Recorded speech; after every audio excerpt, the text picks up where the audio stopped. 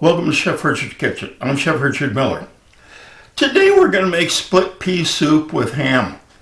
And I thought what we do is, I like soups, and most everybody likes soups. I figured let's make a couple of soups.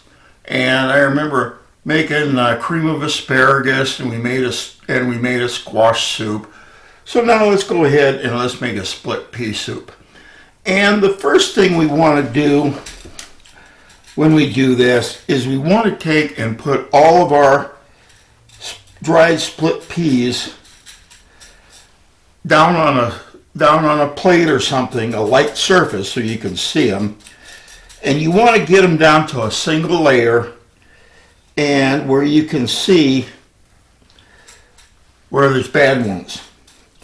And now one of these peas that just has, is a little lighter than the rest isn't going to make a whole lot of difference. What you're looking for is you're looking for black ones and you're looking for stones or gravel that's in there. Now, very rarely do you find gravel in these or your dried beans, but once in a while you do. And, I always tell people, would you rather go over it and pick them over, or would you rather have somebody come by and say, oh, by the way, do you know your soup just broke my dental work? Oops. Because remember, the person we think of most of all when we're doing this is who? Our guest. And the last thing we want to do is break their bridge work. So, okay, after we've gone ahead and we've picked over our peas, and I did have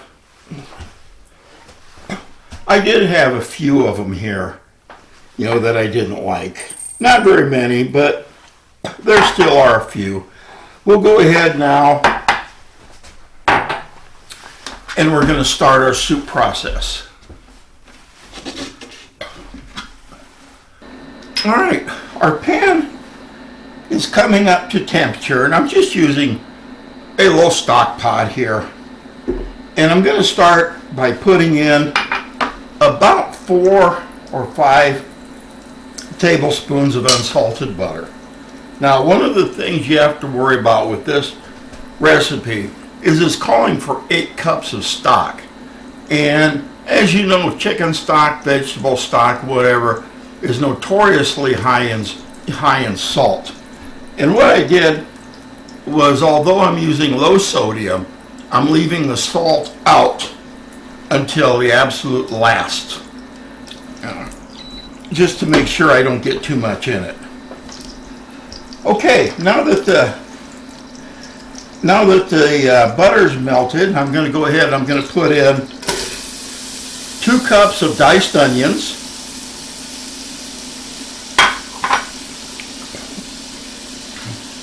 a cup of diced celery,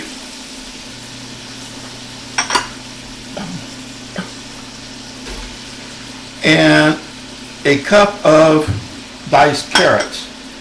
Now, one of the things that I did when dicing these is tried to make sure they're all just about 1/4 of an inch thick. And the reason for this is because that way they cook at the same time. Remember when we did some of our chicken recipes, I went ahead and I pounded them with the meat mallet to get them down to a certain thickness. All right, that's so they cook evenly.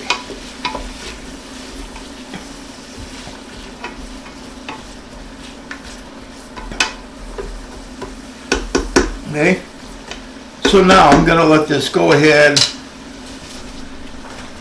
I'm going to let this cook for about 6 to 8 minutes. So once again, I'll go ahead and shut off the camera and we'll be right back. Okay, it's actually been about 10-12 minutes, but the vegetables have softened up quite nicely.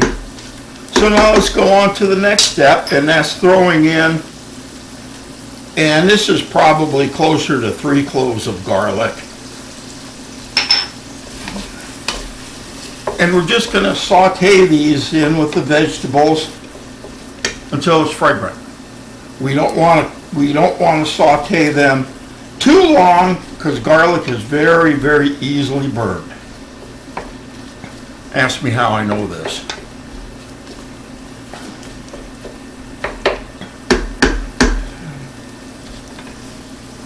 Okay, now I want to take, and I've got some dried thyme. That's probably about half a teaspoon right there. And I'm going to go ahead and put in our split peas.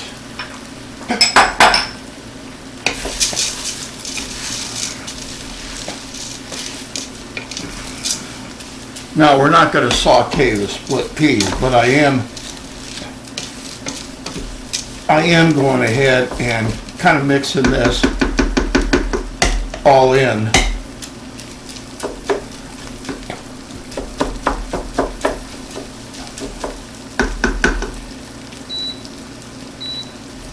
And I turned my heat up a little bit. The reason for that is because the next thing that's going to go in is the stock.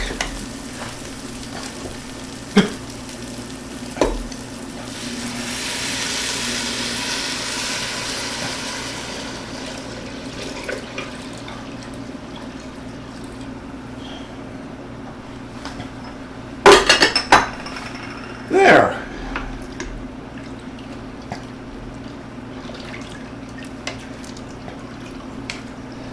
All right, we've got our stock in there. We have our peas. Now the one last thing that we're going to be putting in there is I've got a ham hock, a smoked ham hock. And I'm going to go ahead, I'm going to put that in there. Such.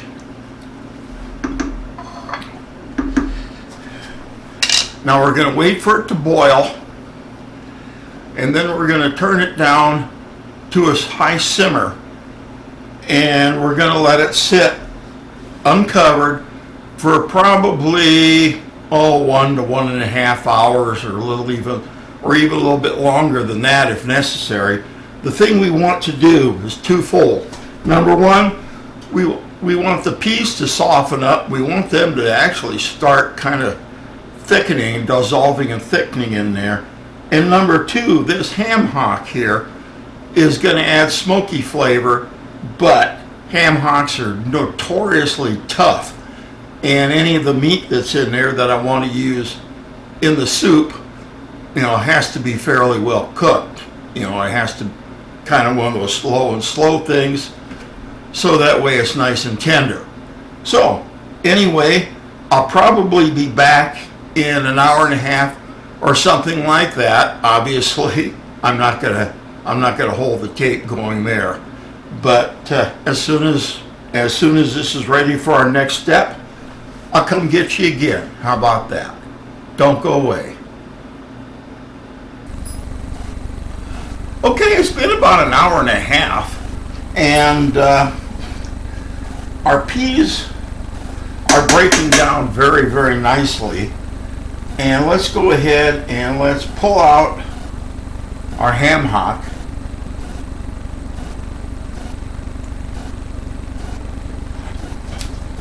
Such.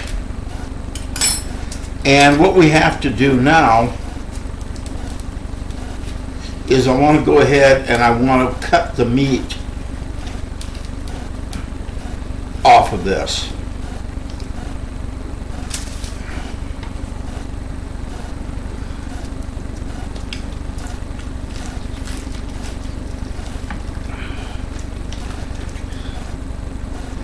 Now, one thing to remember, in ham hocks, there's going to be an awful lot of connective tissue in there.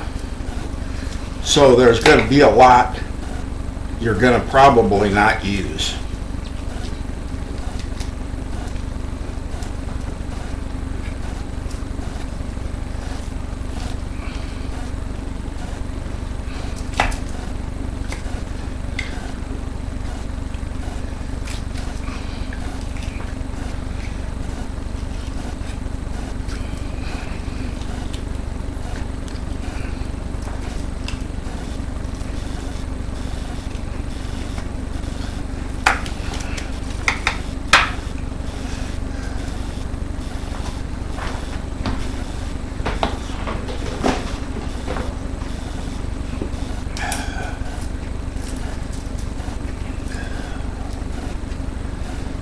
Okay, now let's go ahead and let's cut our ham up.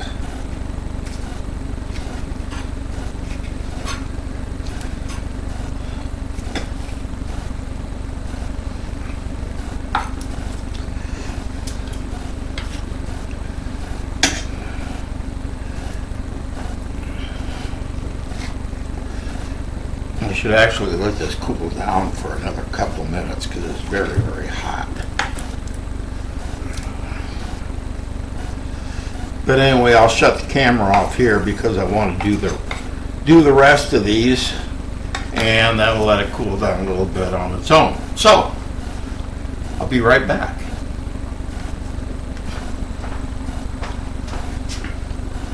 All right, my ham hock's all cut up now, and it's in here, and I think as you can see, as I put it under the detail camera, it's thickened quite a bit. So, at this point, let's go ahead and taste it.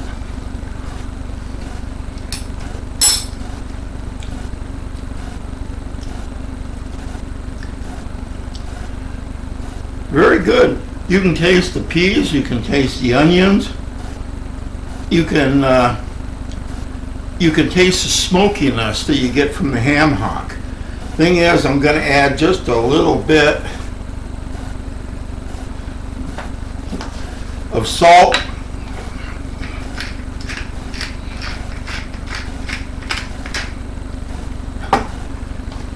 and a little bit of pepper.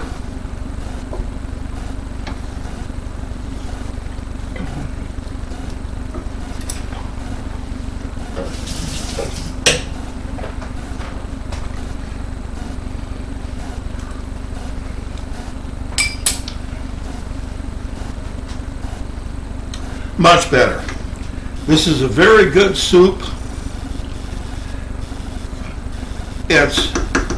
You could use this for a first course. You could use it for an entree. I'm not sure. I use it as an entree when I had guests over, but you could certainly use it as a first course. It's very, very good. And if you just want something, on a nice chilly day, this is excellent. So, it's time, let's plate.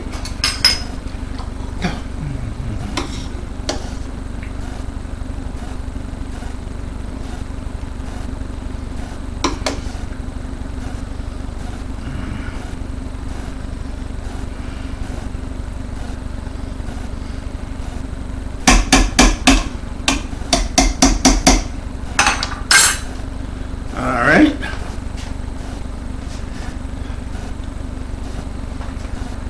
Clean it up just a bit.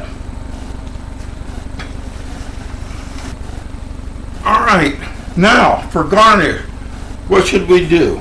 Well, I took and chopped up a little flat leaf parsley, and I've got I have some garlic and butter croutons that I'm going to use. And if you want, just go ahead and throw a sprig of flat leaf parsley down there. And there we go. Here's our split pea with ham, but actually the way I made it is actually split pea with ham hock. So here you go. Last thing we have to do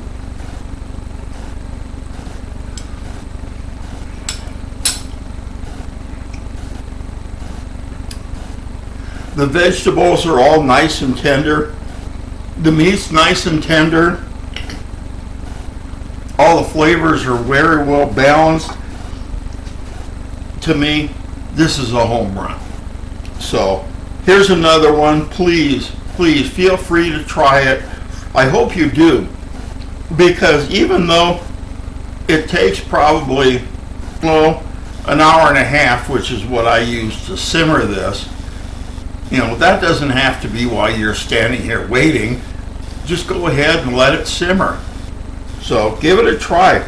I'll bet you anything. And sometime when the kids are hungry on a nice cold day or something like that, fix this, you'll be a hit. Fix it and use it for a first course, you'll be a hit. So, once again, thank you for letting me come into your home. Thank you for watching me. Take care. God bless. Give me a thumbs up, and for heaven's sakes, subscribe, and ask any of your cooking friends that you know to also subscribe. So until next episode, take care. I'll see you then. Bye for now.